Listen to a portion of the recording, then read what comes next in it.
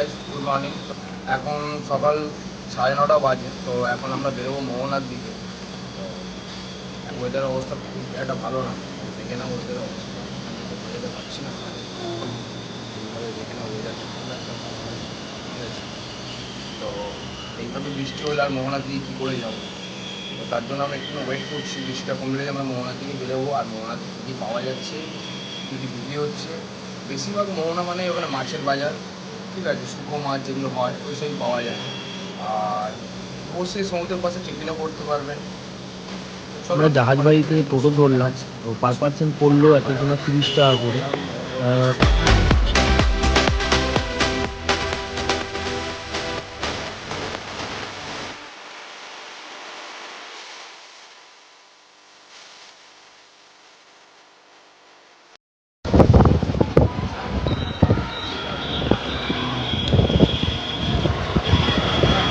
Digha station কাছেই আর কি, আমরা আছি জাহাজ বাড়ির কাছে।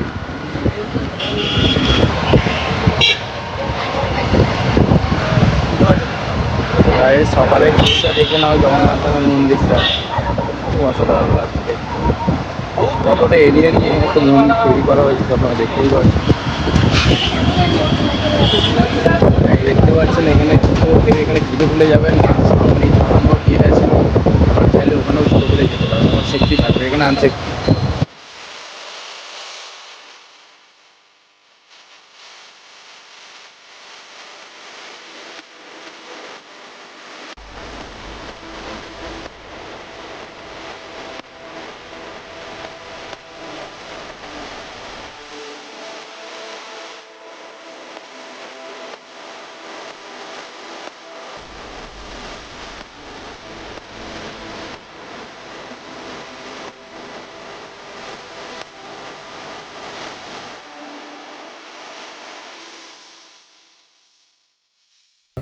তো দেখতেই পাচ্ছি কোনো দোকানপাট বসেনি।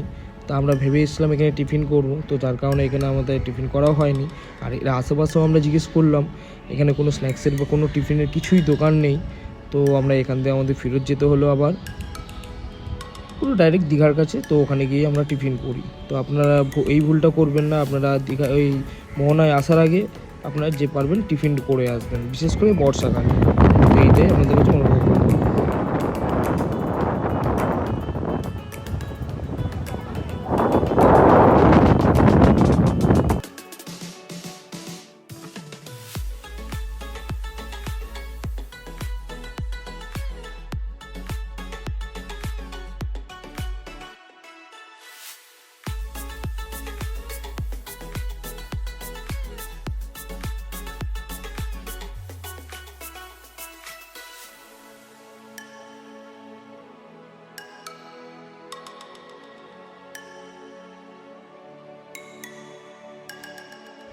এই আজকে আমাদের দীঘাতে লাস্ট ডে।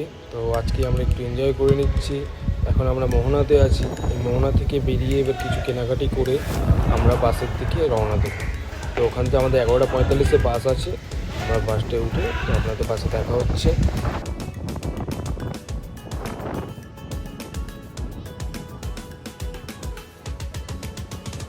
কোনটা নেব? এটা নাও নাও, কটা গাড়ি ওটা দুটো মাছ আছে ওতে, এটা 100। পাশেই ছিল দোকানটা ওনার, ভালোই কম সময় পেয়ে যাবেন আপনারা এখানে আসলে। তো গাইজ আমরা দীঘাকে এখন বাই বাই করছি, এই হলো আর কি। তো বাড়ির দিকে যাওয়া হচ্ছে। 3 দিনই স্টে করলাম দীঘাতে, 3 দিন পরে 4 দিনের মাথায় বাড়ির দিকে যাওয়া হচ্ছে। যাই ভালো এনজয় করলাম। ভিডিওটা কেমন হয়েছে অবশ্যই কমেন্টে জানাবেন, লাইক শেয়ার অ্যান্ড সাবস্ক্রাইব করে দেবেন। তো থ্যাংকস ফর ওয়াচিং।